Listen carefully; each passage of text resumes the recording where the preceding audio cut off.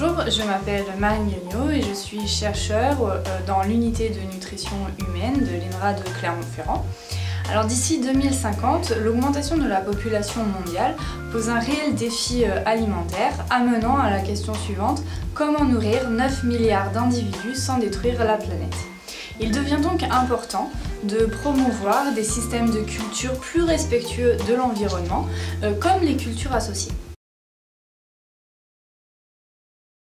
Ces systèmes de culture permettent de cultiver simultanément deux espèces végétales différentes sur une même surface. Généralement, on va utiliser des céréales et des légumineuses.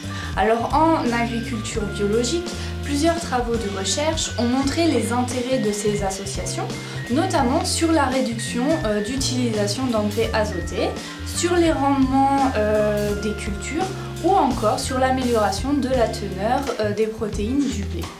Alors d'un point de vue nutritionnel, l'association de céréales et de légumineuses est très intéressante car elle est connue pour améliorer la qualité des protéines végétales.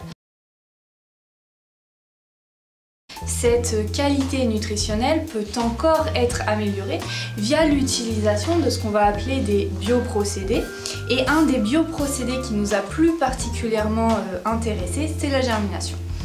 En effet, la germination est un processus naturel connu pour améliorer les qualités nutritionnelles des graines et donc des farines qui en sont issues.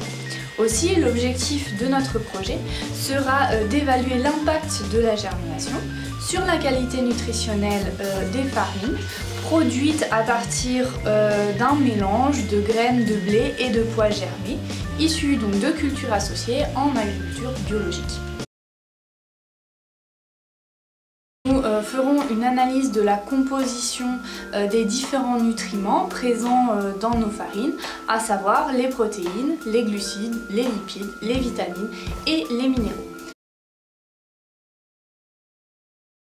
Allant du champ à l'assiette, ce projet pourra permettre l'élaboration de nouveaux aliments à base de farine germée, riches en protéines végétales, mais aussi en fibres et en minéraux, qui pourraient présenter un intérêt certain pour la population en général, mais aussi pour des populations qui ont des besoins nutritionnels plus spécifiques, comme par exemple les personnes âgées ou les végétariens.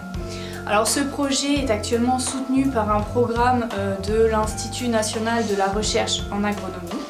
Mais si vous aussi vous soutenez ce projet, vous pourrez contribuer au développement d'aliments plus sains, adaptés à tous et plus respectueux de notre planète. Merci de votre soutien.